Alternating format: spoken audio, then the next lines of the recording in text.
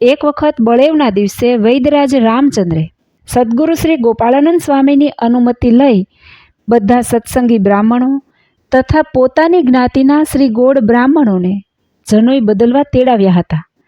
સદ્ગુરુ શ્રી ગોપાળાનંદ સ્વામી રામચંદ્રની પ્રાર્થના સ્વીકારી સંતો સાથે ત્યાં ગયા.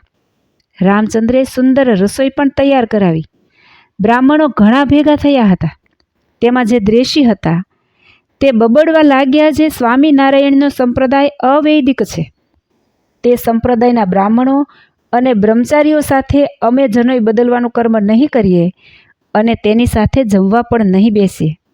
આવા દ્વેષીના હલકા વેણ સાંભળી રામચંદ્ર વૈદ્યે તેઓને ખૂબ સમજાવ્યા, પણ તે ન માન્યા અને તડ જુદું પાડી પોતાનો જુદો ચોકો જમાવી રસોઈ કરવા લાગ્યા.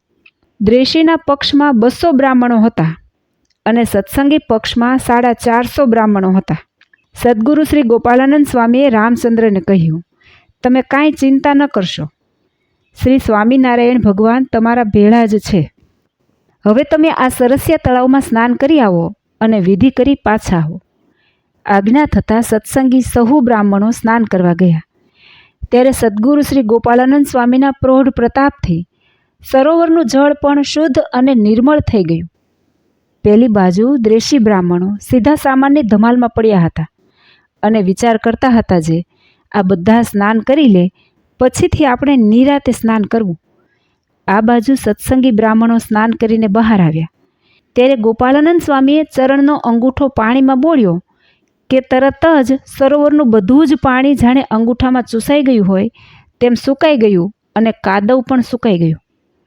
પછી સદ્ગુરુ શ્રી ગોપાળાનંદ સ્વામી સંતો હરિભક્તો સાથે મંદિરમાં પધાર્યા.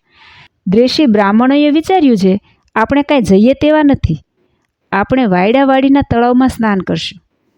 એમ બોલતા ઉપડ્યા એ તરફ. અંતર્યામી સદ્ગુરુ શ્રી ગોપાળાનંદ સ્વામીએ રામચંદ્રને લાકડી આપી કહ્યું, આ લાકડી કાદવવાળી થઈ ગઈ છે, માટે વાયડાવાડીએ જઈને ધોઈ આવો. વૈદરાજે ત્યાં જઈને લાકડી પાણીમાં બોળી કે તરત જ તળાવ ખાલી ખમ. વૈદરાજ પાછા આવ્યા. પછી દ્વેષીએ આ સ્થળે પણ પાણી ન જોયું, તેથી ચાલ્યા આગળ.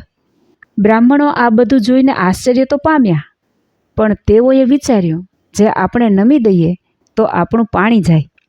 એમ આગળ જઈ વરસાદના પાણી ભરેલા ગંદા ખાબોચિયામાં તે સર્વે લોપડ ચોપડ નાહીને લંગડા શુકલ પાસે વિધિ કરાવીને પાછા પોતાના ચોકમાં આવ્યા.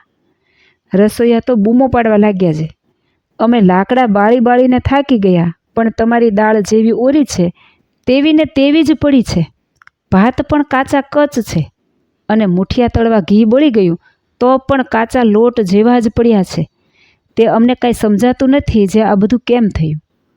ત્યારે મૂઢ દ્વેષી બ્રાહ્મણો વિચારવા લાગ્યા છે, આપણે જમ્યા વગર ઘેર જઈએ તો આપણું નાક જાય, માટે બીજી વાર રસોઈ બનાવીએ. આમ વિચાર કરવા લાગ્યા, પણ પાણી વગર રસોઈ ક્યાંથી બની શકે? સાંજ પડી ગઈ તો પણ કાંઈ વળ્યું નહીં. તેથી મૂંઝાઈને પોતપોતાના સ્થાને જવા રવાના થયા. ત્યાં તો તેમની આંખો અંજાઈ ગઈ. તે કાંઈ પણ દિશાની કે વસ્તુની ગમ ન પડી. તેથી આમ તેમ તેઓ ભટકવા લાગ્યા.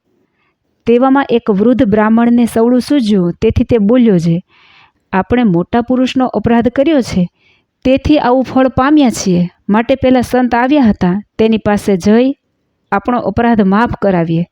તેમના સત્સંગી બ્રાહ્મણો બધા જમી ગયા છે અને આ સામે મંદિરમાં સંધ્યા નિયમો કરે છે. આપણે સ્વામીજી પાસે જઈશું તો જ સુખી થઈશું, અને અભિમાન રાખશું તો હજુ પણ વધારે દુઃખ પામશું. પછી બધા બ્રાહ્મણો ત્યાં જઈ મોટેથી બોલવા લાગ્યા, હે સ્વામીજી મહારાજ, તમારો સંપ્રદાય સાચો અને વેદશાસ્ત્ર પ્રમાણે છે, અને સ્વામિનારાયણ પોતે ભગવાન છે. અમે ભૂલ્યા, અમારો અપરાધ માફ કરો, અમે તમારા શરણે છીએ. અમે હવે રામચંદ્ર સાથે વેર નહીં રાખીએ. હવે કૃપા કરી અમને આજ્ઞા આપો તો આ બીજી પંક્તિમાં અમે જમવા બેસીએ, પરંતુ સ્નાન ક્યાં કરીએ તેની મુશ્કેલી છે. ત્યારે સદ્ગુરુ શ્રી ગોપાળાનંદ સ્વામી કહે, આ પાસે તળાવ છે તેમાં સ્નાન કરી આવો. ત્યારે તે બ્રાહ્મણો બોલ્યા, એ બંને તળાવો અમારા દુષ્કર્મે શોષાઈ ગયા છે.